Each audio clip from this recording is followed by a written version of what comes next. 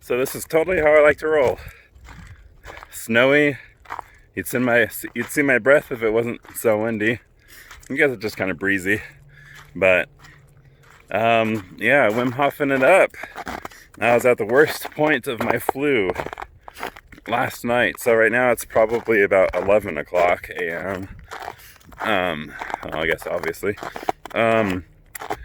But I was at my worst point of my flu at, I don't know, just like between, I'd say 7 o'clock and 2 a.m., 3 a.m.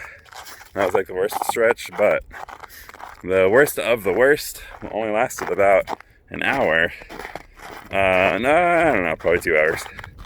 But so it's possible. I mean, I had this flu start off with this cold you can hear me have for a couple days, and then the flu part with the extreme achiness and all that kind of stuff set in like 2 days later, and oh, that was awful.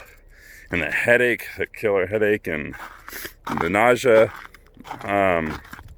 Anyway, so it's possible that one of the flu vaccines I had helped prepare me so it wasn't so aggressive of so I was able to fight it quicker. At the same time, you think when it was in more of an incubation stage, when I had just had the cold part, that it would have kicked in and just fought it off right then and there.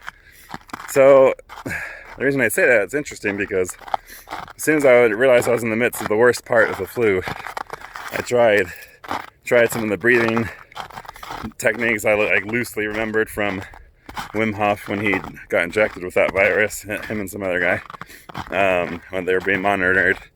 And the breathing techniques and meditation and stuff, they were able to cure themselves of the virus. So I tried that, and that seemed, I mean, it did feel actually better almost immediately. I realized how much I needed oxygen. That was another thing that was kind of interesting because I never got tingly at all, so never even close to hyperventilating. I was controlled breathing, from free diving and stuff, but even then, never overloaded on, or, released too much CO2. So obviously, well, it seems like my body was using up tons of CO2. Anyway, so, and I also realized that, or as I was thinking, I was like, oxygen kills things. Oxygen kills, almost everything. So if you give yourself more oxygen, if you can expel all the bad toxin stuff, it kind of makes sense. That's kind of a killer combo. No pun intended. Oh, I guess that works. Yeah. Anyway, so here I am. So that flu, I did that for about 2 hours, and I was able to sleep. And after 3 hours, I got up and I was like, dang, I feel bazillion times better.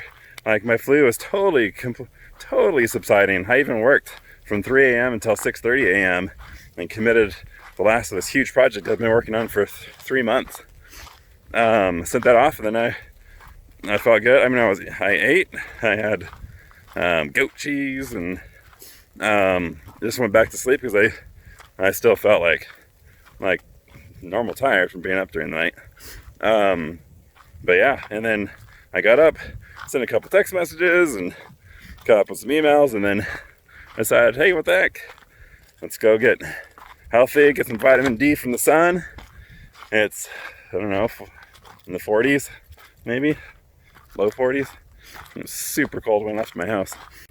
Well, I just checked the temperature, and right now at the end of my hike, it's 32 degrees Fahrenheit and 10 miles an hour of wind.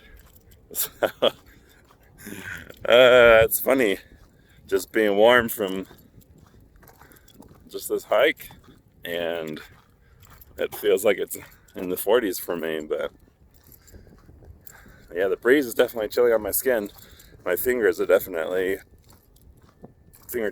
painful right now, but the rest of me feels pretty good. Cheeks are a little flushed from the breeze, but feels good overall.